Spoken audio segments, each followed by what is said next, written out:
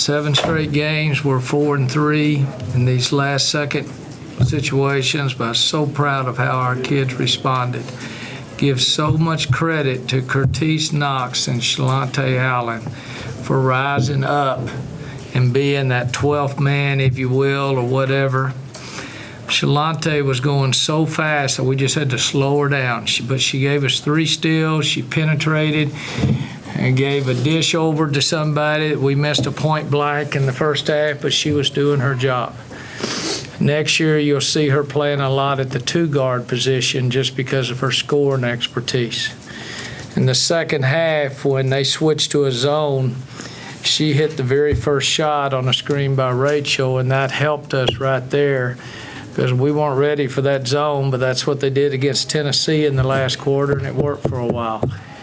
But Cooper's halftime shot was as big as any shot in the game because our kids felt good coming off the court that, one, we stopped Vivian's down on the other end because she had a pretty much of a point-blank look, and then we were able to get the rebound, and Walker, being unselfish, found Cooper, and that's what she's there for. She's a big-time player, makes plays. I just really had to get my rhythm back and knowing where I succeed on the court and where I get most of my points at. So transition, getting to the hole, opening stuff up for my teammates and making them better, and then that'll make me better at the same time because if they're worrying about me assisting, then they're going to worry about the pass, and then that'll open up more stuff for me. So I just took my time and I let the game come to me, and that's what it did.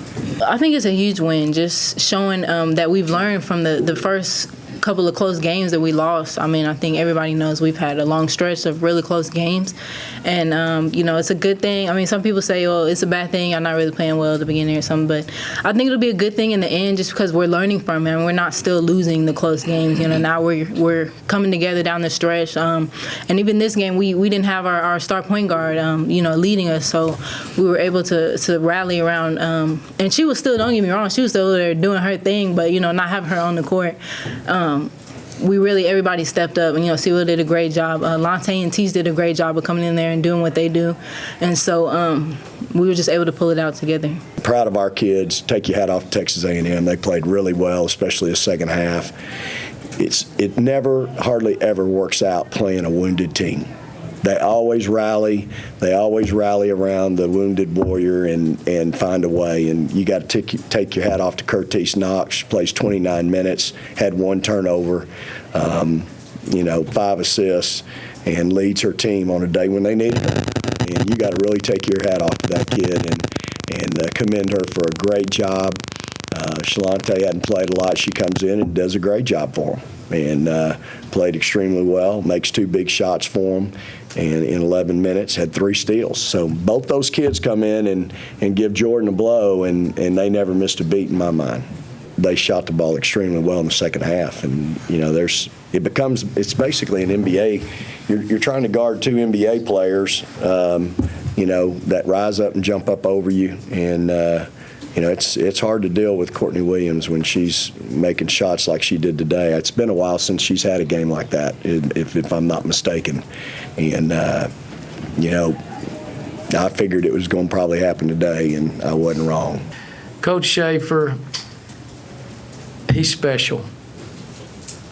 He is special. Class act. His coaching staff is class, and his players are class. And look what he's built there. Okay? Yeah, he followed our blueprint, but remember, I wasn't just the architect of this thing here. There was a lot of architects that helped me build this thing, and for 15 years, he was my right hand.